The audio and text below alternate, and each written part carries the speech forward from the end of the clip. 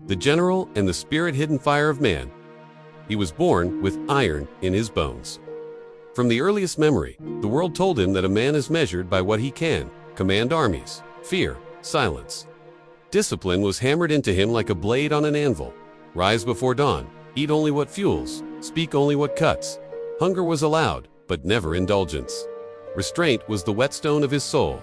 This is the first truth of semen retention. The fire is given to every male child, but only the disciplined learn it is not meant to be spilled. Before we go deeper into semen retention mastery, subscribe to this channel and join our Telegram community linked below. You'll get guidance, insights, and exclusive updates designed to accelerate your growth. Stay connected. Your discipline, focus, and transformation begin right here. By 30, he stood taller than any banner. One raised eyebrow from him and 1,000 knees bent. His voice alone could still a riot.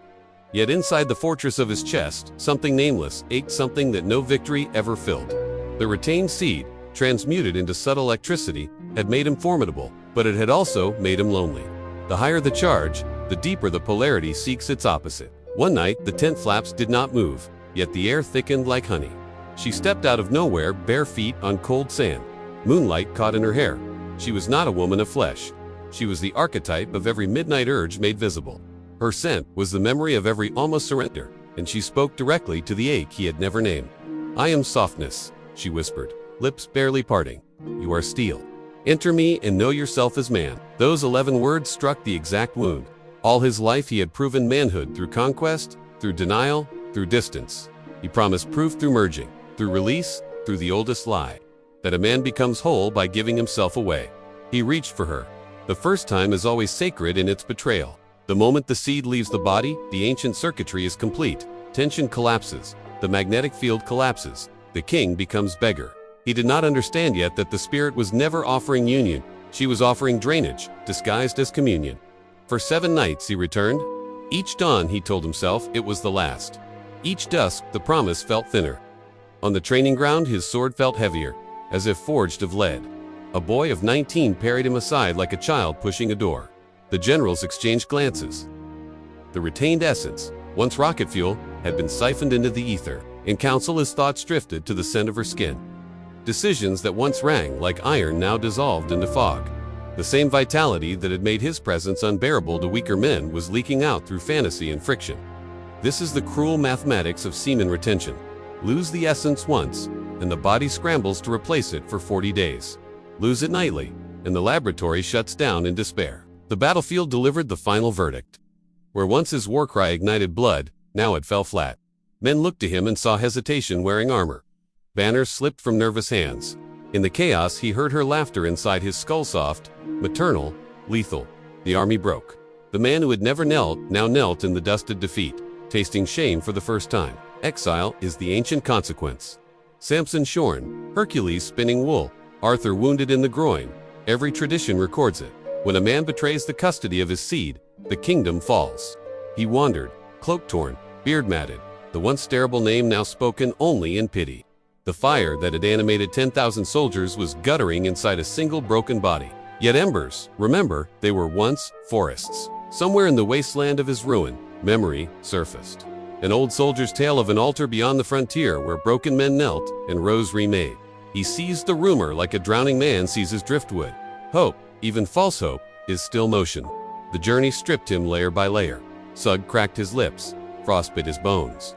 Hunger ceased being metaphor and became a living animal, gnawing his belly. This is the unnoticed gift of long retention. When the body is empty of distraction, it finally has room to speak the truth. He met the hermit on a ridge of shale. The old man's eyes were winter lakes, nothing reflected in them, not even pity. "The altar gives nothing but emptiness," he said. "What you seek cannot be bought with sacrifice only." With Enturians, the general heard the words, but did not hear them. Endurance, to him, still meant gritted teeth and clenched fists. He did not yet grasp that real endurance is the courage to feel everything without acting on it. Deeper into the void, he went. Days lost names. Footsteps echoed inside his skull. Then came the true dark night, not absence of light, but absence of meaning. This is the famous flat line of long-term retention. Libido vanishes, joy vanishes, even the will to live flickers. Most men panic here and relapse, believing something has gone wrong. The general nearly did. She returned stronger than ever, no longer needing to materialize. Her voice was now indistinguishable from his own thoughts. "Yield," she crooned. "One last time, and all this suffering ends. After tonight, you will rise stronger than ever." Every addict has heard that gospel. The serpent always frames surrender as salvation. His hand lifted toward the old habit. Muscles remembered the motion better than prayer. But something smaller than a mustard seed, some stubborn splinter of kingship refused. He did not fight her. He simply endured the urge without moving. That was the first true act of manhood since the fall. The altar, when he finally reached it, was only a pile of cold stones under cold stars. He collapsed, palms bleeding, begging for the surge he had squandered. Nothing came. The silence was absolute. And in that absolute emptiness, the miracle occurred. He stopped begging the outside world to fill him. The hermit's riddle solved itself. The altar gave emptiness because emptiness was the gift. All external sources, women, orgasm, applause, even gods are mirrors. The real fire was never lost. It had only been scattered. And the moment he accepted, there was nothing to gain from outside. Everything returned from inside. He remembered the night he refused her in the void. That refusal was not deprivation. It was sovereignty. The seed he had treated as waste was actually the concentrated essence of his will. To retain it was not punishment, it was coronation. The transmutation began without ceremony. First a warmth in the lower belly, then a current climbing the spine. The same energy that had once exploded outward now reversed, polarity and rose. Ancient texts call this the awakening of Kundalini. The alchemists called it the forging of the diamond body. Modern men on forums simply say the glow is real. His breath deepened until it filled caverns he didn't know existed in his chest. Vision sharpened. Colors returned to a world that had gone gray. Doubt, which had screamed like a banshee, suddenly had no fuel. The retained seed, refined by 90 days of fire, had become a quiet sun burning behind his eyes. She appeared one final time, more radiant than ever, drawn by the magnitude of the charge. Once he would have groveled. Now he simply stood still as stone, full as ocean, and watched her beauty curdle. Without his participation, temptation has no power. She withered like mist at sunrise. The return journey was walked by a different man. Where he had staggered outward, he now strode inward. Toward home, each step was slower, heavier, deliberate. The retained essence had densified his presence. People felt him before they saw him, like heat before flame. His former soldiers saw him approach across the plain and did not recognize him at first. The body was the same, but the field around it had changed. Men who once feared his anger now feared his silence. More, the officers who had corrected him in his weakness found they could not meet his eyes.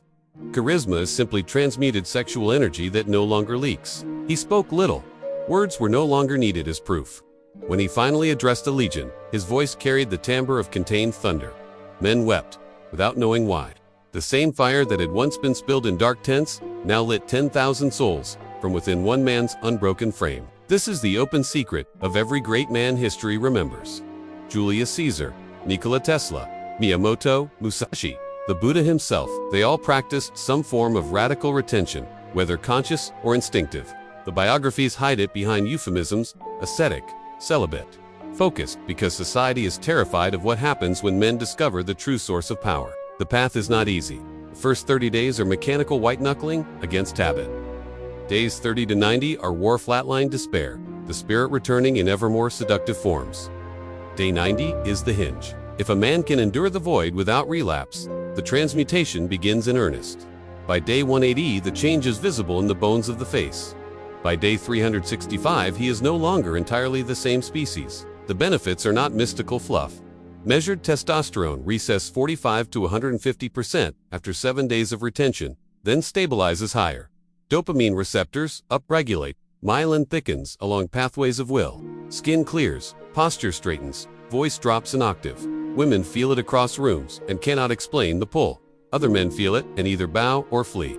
Was this the fire you needed? Let me know by hitting like. More importantly, if you want this growth to be consistent, subscribe and join the team. But the deepest benefit is subtler. The man who has proven he can contain his own fire no longer needs external validation. He walks through life with the calm of a man who has already won the only war that matters. Temptations still arise. She always wilted. Now it is like a wave breaking against a cliff that has learned to enjoy being hit. This is why brotherhood is essential. The path is too brutal to walk alone. One man's streak becomes another man's inspiration. One man's dark night becomes another man's warning. Forums, monasterios, Dojos, mastermind groups. Every tradition that produced exceptional men had a container where the fire could be guarded collectively. The general never relapsed again. In old age, his hair turned silver, but his eyes stayed young. Young warriors came from distant lands to sit at his feet, hoping to learn the secret of unbreakable presence. He would only smile and say, "Guard the seed, and the kingdom guards itself." We are all that general. The spirit visits every man eventually, sometimes as a woman, sometimes as a screen, sometimes as a bottle, always with the same promise: one last time, and you will finally be enough. The lie is older than language. The choice is always the same: spill and remain a boy forever, or retain and step into the terrible beauty of manhood. There is no third option, despite what culture screams. If this video gave you real value, tap the thanks button. Your support helps me keep creating deeper content like this. Every thanks is a spark that keeps this mission alive. Your support means more than you know. If you feel the call, if something ancient in your blood stirs while reading these words, then the altar is waiting. It will give you nothing. And in that nothing, if you can endure, you will find everything. The fire is already yours. Stop leaking it. Begin tonight.